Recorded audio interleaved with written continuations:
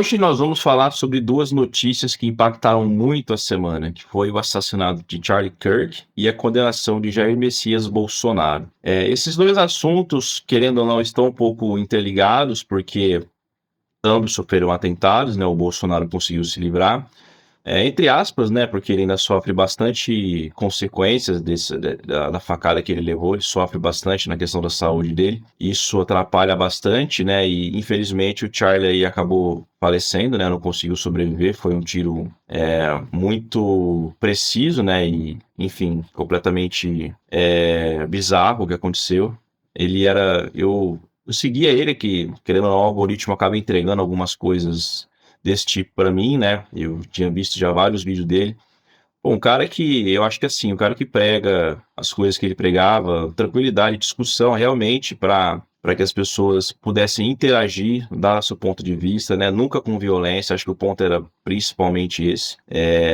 E tudo isso vem trazendo para o nosso momento como sociedade essa polarização que, ao meu ver, tem aumentado, acho que não vai diminuir no curto prazo. Cada vez mais pessoas ou para um lado ou para o outro, e desrespeitando a opinião de um e de outro, quando na verdade o correto aí seria a gente pegar o que tem de bom de cada um dos lados, né? Porque sempre que você vai muito à esquerda, você acaba pecando em certas coisas. Sempre que você vai muito para a direita, você acaba pecando em outras coisas. Então, o meio do caminho parece óbvio que é o melhor dos cenários, né? Arrumar os defeitos e pegar as qualidades de cada um dos lados. Então a gente vai centralizar a nossa discussão nesses assuntos, começando aí pela questão do Charlie, que era aí um cara muito influente, né?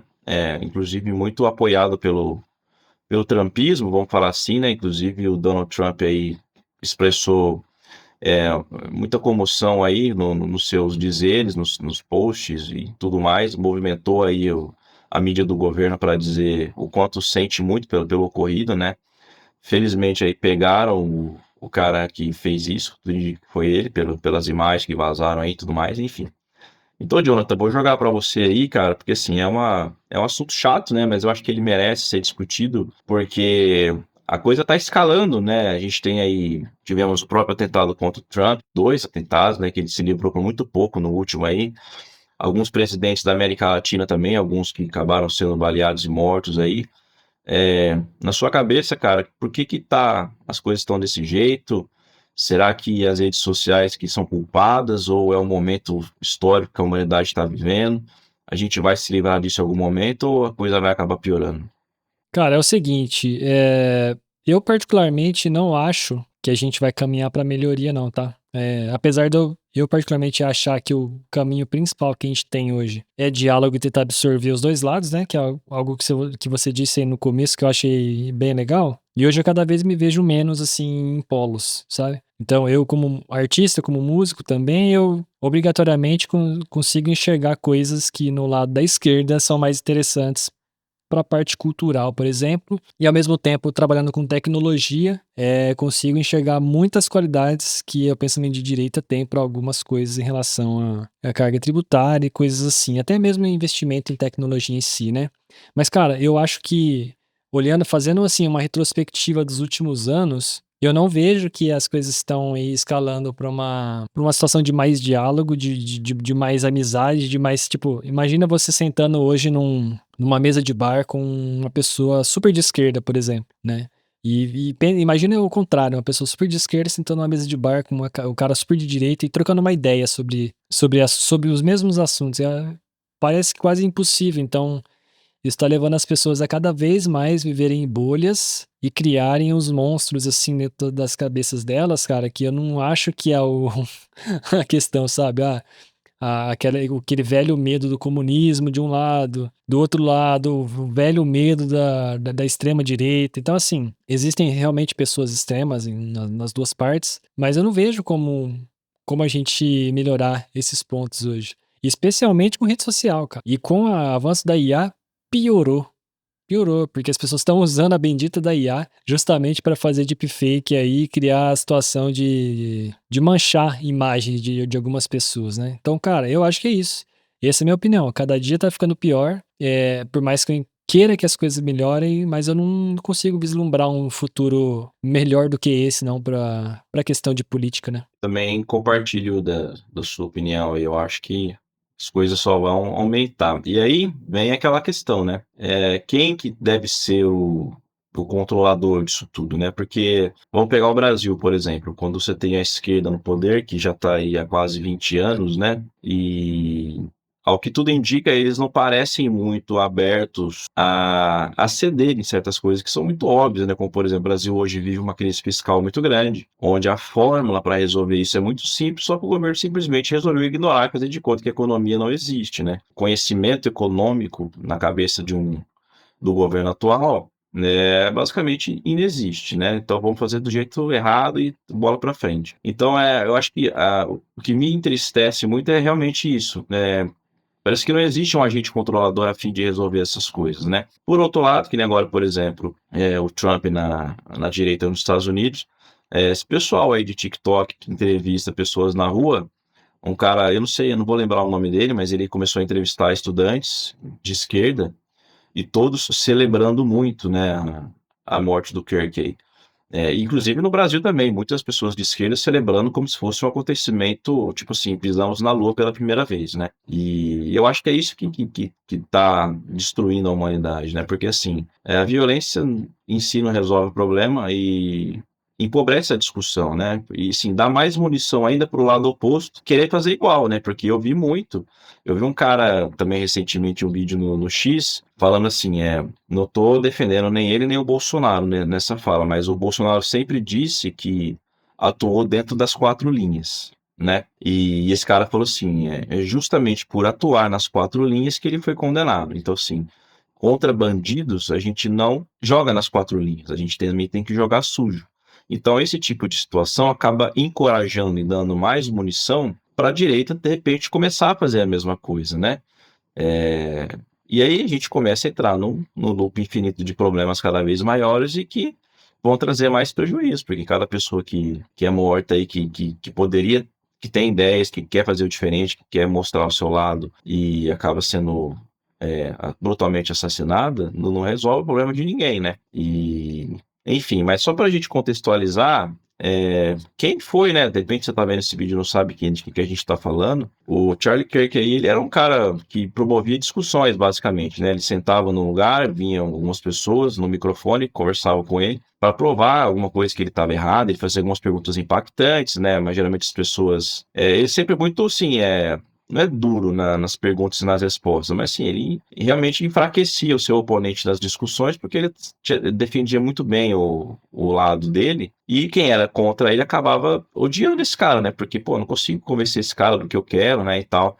E ele tem vários vídeos dele aí na internet, no YouTube, no TikTok, no Instagram. Recomendo assistir um vídeo dele para entender quem ele foi e o que ele representa para a direita nos Estados Unidos, porque hoje a gente assiste um momento nos Estados Unidos onde eles estão tentando se reorganizar como nação, né? Patriotismo, defesa da família, defesa do trabalho, a coisa meio que desvirtuou disso, com essa cultura woke, esquerda no poder, e agora eles estão meio que tentando fazer isso voltar.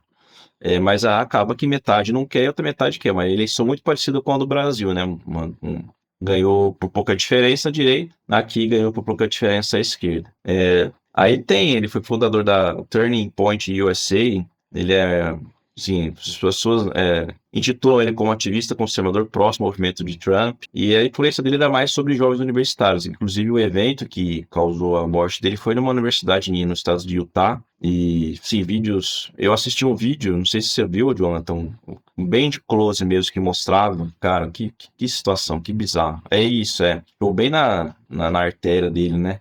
Jugular, É, é jugular que fala, né? acho que, Bem aqui onde sai muito sangue, o cara perde muito nossa, sangue. acho que ele morreu Tipo, de. foi um negócio, não foi um tiro assim, não, acho que quase todos os tiros são pra magoar muito, mas, cara, aquele ali foi muito certeiro, a pessoa, ela foi muito certa do que ela queria, assim, ela sabia do impacto do tiro ali, sabe? Enfim, eu não sei o que vai acontecer com esse cara, não. Mas, enfim, deixa a justiça deles lá resolverem, né? E, bom, sobre o Kirk, pessoal, é resumidamente isso, tá? Assim, a gente fica muito triste aí com a situação. Não queremos ver esse tipo de coisa, porque a violência só gera violência, né? E é isso, Jonathan. Você tem mais algum comentário em relação ao Charlie para fazer? É isso que aconteceu? Diz aí. Cara, sobre ele especificamente não, a gente vê que independente assim do seu posicionamento, né, do que você acredita, em teoria você deveria ter aí o seu direito a expressar, né, o que que você pensa. A gente já entra no outro debate, a questão do liberdade de expressão, que aí é aquela seara que é super difícil de chegar a uma conclusão, né? Mas aparentemente, até onde eu vi, não existia nenhum tipo de, sei lá, discurso muito forte, assim, pró-nazismo, por exemplo, sabe? Coisas assim muito fortes. Então, nesse tipo de causa que o cara defende ali os valores dele e é isso, pô, você tem que deixar, a pessoa tem que poder se expressar. Assim como também eu acho que a pessoa que tá do outro lado, que eu nunca lembro qual que é o nome lá, são dos dois partidos, né? Democratas e republicanos, é isso, né? E aí, então, eu acho que sempre cada lado ali poderia dar a sua opinião, ou mesmo fazer um tipo de debate desse aqui, igual ele fazia. Então, eu acho que as pessoas têm que simplesmente aceitar que outras pessoas pensam diferente. Então, quando eu vejo esse tipo de acontecimento, que eu até falei com você recentemente, né? Esse tipo de coisa é o que me afasta cada vez mais, às vezes, querer me expressar a respeito de política, sabe? Porque você vê que as pessoas estão doentes, o mundo tá doente, ninguém aceita conviver com pessoas que pensam diferente mais, assim. E esse É, caso aqui é muito emblemático pra isso, sabe? A pessoa comemorar a morte de alguém, beleza, a prisão, no caso da prisão do Bolsonaro, por exemplo, e do Lula, acho que ambos os lados, aqui a prisão do Bolsonaro não aconteceu, né, condenação, mas vamos supor que ele seja preso realmente. Então, os dois lados comemoram, né, isso aí acontece. Quando o Lula foi preso, a gente viu muitos memes, a galera comemorando, e vai ser assim com o Bolsonaro também. Agora, cara, dar risada da morte de alguém é uma coisa muito mórbida, assim, é uma falta de empatia, assim, de níveis que eu não consigo nem me expressar. De família, 31 anos, duas filhas pequenas, deixou esposa, né? Ela se manifestou, a esposa dele, pela primeira vez, acho que foi ontem, e ela disse que se a pessoa tinha intenção de diminuir o que acontecia, ela disse que o legado dele a partir de agora só vai aumentar ainda mais, que ela disse que vai se esforçar muito para que mais pessoas ainda sejam atingidas pelas mensagens dele. E eu só achei muito interessante, porque ela como esposa, né, quer preservar o legado dele, mas também ampliar ainda mais. Eu acho que realmente foi uma situação onde não deixaram ele mudo, né? Deram ainda mais voz, porque assim, quem não conhecia, ele passou a conhecer. Muito mais gente, com certeza, como envolve tragédia, acaba meio que. Pessoas do bem, obviamente, né? Acabam tendendo mais a ficar do lado da pessoa que estava certa ali naquela ocasião. E eu acho que é isso. Vamos ver daqui para frente. A gente talvez faça novos vídeos sobre isso. Em relação ao Bolsonaro, também é um assunto que não dá para não falar, porque assim, o Bolsonaro, goste ou não, ame ou não, ele é a principal figura de oposição ao Lula hoje no Brasil, né? Ainda é. Mas, de agora em diante, tudo indica que ele vai ter que indicar, assim como o Lula indicou a Dilma e deu certo, ele vai ter que indicar alguém para ver se vai dar certo para ele apoiar, né? Mas o Bolsonaro foi condenado pelo Supremo Tribunal Federal, acho que foi, não sei se foram 4 votos, né? Foram 3 a favor e 1 contra. Eu não acompanho muito de perto, eu vi 4 votos, não sei se morreu ali nos 4, mas enfim, ele foi condenado. E uma situação, eu até comentei com o Jonathan antes de começar a gravar o vídeo, acho que a justiça no Brasil perdeu demais a credibilidade por muitas coisas, né? Mas hoje em dia fica até complicado criticar, porque você não sabe quanto isso pode voltar contra você, a gente fica meio com medo, né? Até uma por desconhecimento e outra porque nem sempre o que você acha o certo vale, porque a interpretação. Igual algumas leis, né, alguns itens da nossa Constituição dão. A gente fez um podcast com um advogado uma vez, o Tiagão, e ele falou, cara, tem coisa que dá margem para você ir para a direita ou para a esquerda, né? Então eu falei pro Jonathan, pô, se ir para a direita ou para a esquerda, os dois lados estão certos, os dois lados estão errados, dá margem para você fazer muita coisa, né? Então isso que é o problema da nossa justiça hoje, né? Parece que ela realmente não está mais justa. E, enfim, Bolsonaro foi condenado e ele já estava em prisão domiciliar, né? Talvez a defesa recorra para que ele continue em prisão domiciliar, porque, como eu disse, ele tem problemas aí de saúde relacionados a facada que ele levou, ele tem que ter um acompanhamento médico diferente. Também, assim, goste ou não, eu acho completamente desnecessário você colocar um ex-presidente da República numa prisão com outros presidiários. Eu acho que, pelo menos mínimo de respeito pelo cargo que ele exerceu deveria existir, né? Pelo que eu me lembro, o Lula ficou numa cela isolada na Polícia Federal, só dele lá, tinha um atendimento VIP, entre aspas, né? Eu acho que vale o mesmo aí para ele, repito, gostando ou não dele, pela pessoa que ele foi, né? No sentido que se você não trata um ex-presidente de uma forma comum. E aí eu nem vou nem perguntar pro Diogo se ele é contra ou a favor, eu já sei os posicionamentos dele. Eu também não sou nem contra nem a favor, sim, eu gostaria de entender um pouco mais da nossa Constituição, das leis brasileiras, para poder opinar, que nem um advogado comenta, né, com propriedade, falando assim e tal. Eu não, realmente não sou muito dessa área, mas ao meu ver, se eu puder fazer uma crítica, eu acho que foi algo construído para ser assim, né? Fica só assim, esse jogando meio que no ar. Eu acho que, não tô falando longe que ele é completamente inocente, eu acho que ele pecou em muita coisa, errou em muita coisa. Só que assim, não justifica 27 anos de prisão. É igual a moça do batom também, acho que é 17 anos de prisão, 13, não lembro de cabeça, mas assim, penas completamente absurdas. Num país onde o cara que trafica, que mata, que anda de fuzil, que faz um monte de coisa é preso e solto na audiência de custódia, ou fica 1 ou 2, 3 anos preso e é solto. Então, essa desproporcionalidade da justiça brasileira hoje que é o que me incomoda. Mas, o que eu aprendi também é que, assim, vamos dançar conforme a música, pessoal. O Brasil tá assim, acho que a gente tem que discutir, tem que tentar melhorar, mas, assim, a gente não pode deixar a nossa vida parar por conta disso. Acho que o grande erro do brasileiro é esse, ficar tão encalado com essas coisas e paralisar a própria vida, né? Vamos seguir, vamos trabalhar. Acho que dificilmente quem trabalha, quem se dedica para fazer a coisa acontecer, vai ter esse tipo de problema em algum momento, né? Então é Ô, isso. Rodrigo, mas me fala uma coisa, você que acompanha de mais de perto, eu acompanho muito de longe isso, né? Vi ali, fui acompanhando ali os votos ali conforme chegava pra mim e tudo, né? Eu vi que o único que foi contra lá no caso, se eu me lembro bem, é o Fux, certo? Isso. Ele E mesmo. aí surgiram algumas notícias de que ele teria sido contra só para evitar a lei Magnitsky para ele, que seria É. caso pensado ali de contra e tal.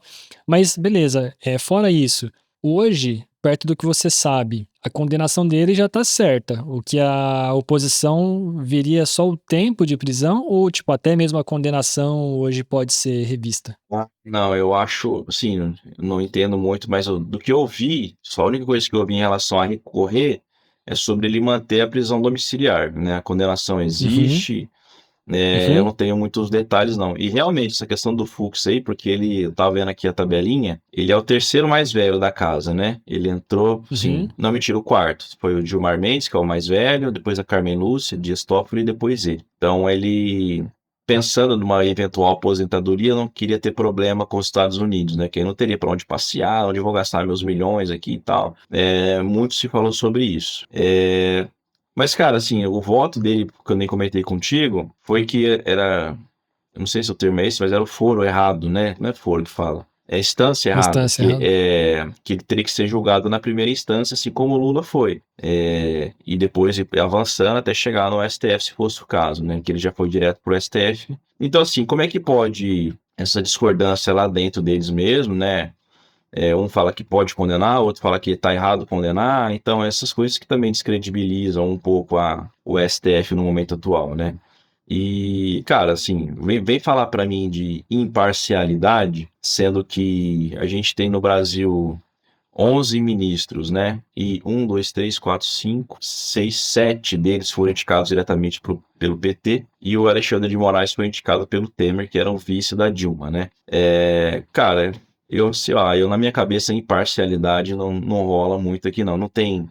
Falar assim, ó, o advogado pessoal do Lula, no caso da corrupção, lá da Lava Jato, julgar o principal oponente político do Bolsonaro no STF, vem falar que isso é imparcial, mas nunca no mundo, cara, que isso é imparcial. Então, assim, eu acho que isso que está descredibilizando a nossa política. E, assim, enquanto o Brasil não parar de ter reeleição, então, tipo assim, a gente tem que acabar com a reeleição. Foi eleito uma vez, acabou. Não tem nem possibilidade de voltar daqui 5 anos de novo. E essa galera do STF aí, semideus e com décadas de poder nas mãos, cara, isso aqui tá Eu sei que é assim que funciona em outros lugares do mundo também, mas aqui no Brasil precisa mexer algumas coisas, cara, porque na minha cabeça não tá, acho que não tá, a justiça não está justa, não. Cara, até eventualmente seria legal, não sei, eu posso estar viajando demais, até mesmo se tivesse uma reeleição proibida por partido também, sabe?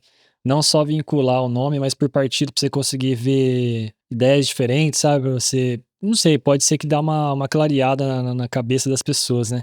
Mas a parada que me deixa meio triste, meio ressabiado é o quanto a política do Brasil tá sempre vinculada com página policial, né? Tipo assim, a gente não consegue mais desvincular o que é a política de página policial. Então a gente vê, por exemplo, no Rio de Janeiro, quantas vezes nos últimos anos você viu o governador, coisa de prefeito, sei lá, com mandato, né? Mandato cassado Mandato. lá, pessoas sendo presas por corrupção. E a gente vê de muitos anos já, né? E aí, desde mensalão e petrolão, não sei o que, essas coisas todas. E a gente tá acostumando, tipo, esse é o padrão. Não é que a gente. Então, quando surge um cara muito diferente, tipo, não falando que ele é um anjo, nem um santo, nem nada, tipo, Rodrigo Manga, né? O prefeito de Sorocaba lá. Quando surge um cara assim com algumas ideias, a primeira coisa que acontece é pessoas jogando pedra, né? Eu imagino que Sorocaba tem os seus problemas, mas se a gente começasse a olhar, igual eu falei em outro vídeo nosso, se a gente começar a olhar um pouco mais para as cidades, não só olhar o Brasil só como um país, mas olha a sua cidade dentro do Brasil, sabe? E a gente começar a fazer pequenas melhorias, pô, seria excelente. Por exemplo, hoje, olha que legal. Não sei se você chegou a ver esse vídeo dele, que toda sexta-feira agora nas escolas municipais e estaduais de Sorocaba, eles vão dar churrasquinho para as crianças. Toda sexta-feira agora vai ter churrasco para as crianças, com parceria com a iniciativa privada, sem custos para o município. Pô, na minha época, você também veio de escola pública. Na minha época, no máximo que a gente tinha lá na sexta-feira, de vez em quando, acho que uma vez por mês, era um dia que tinha um cachorro quente com guaraná. Cara, era a alegria do nosso mês, era aquele dia ali que a gente comia um negócio diferente. Cara, agora toda sexta-feira as crianças da cidade vão ter um churrasquinho.